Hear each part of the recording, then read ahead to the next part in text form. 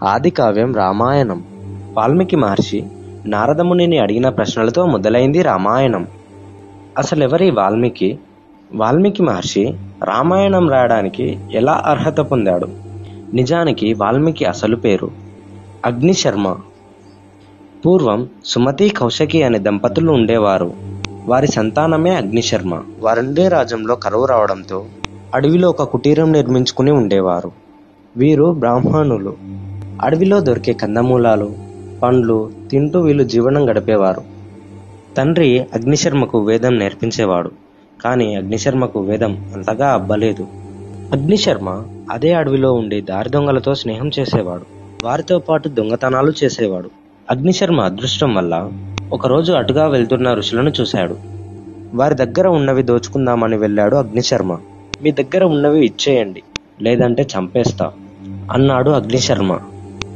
అది విన్న అత్రి మహర్షి, ఇస్తాలే కానీ ఎందుకు నాయన ఇంత క్రూరంగా దొంగతనాలు చేస్తున్నావు? అంత అవసరం ఏమొచ్చింది?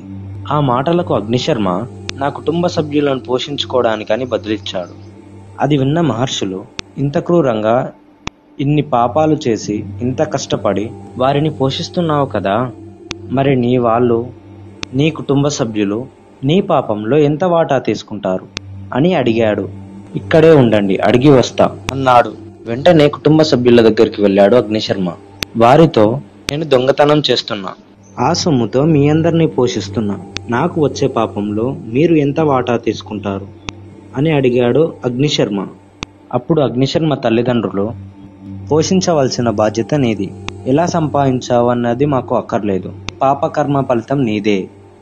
అగ్నిశర్మ వెంటనే ఋషుల దగ్గరికి బయలుదేరి, ఈ పాపం ఎలా పోగొట్టుకోవాలి, మీరే మార్గం చెప్పండి అత్రి మహర్షిని అడిగాడు. ఆ పరమాత్ముని గురించి తపస్సు చెయ్యి అని చెప్పి అత్రి మహర్షి అక్కడి నుంచి వెళ్ళిపోయాడు. ఆ తర్వాత అగ్నిశర్మ బయటి ప్రపంచాన్ని మర్చిపోయి 13 ఏళ్లు కఠోర తపస్సు చేశాడు.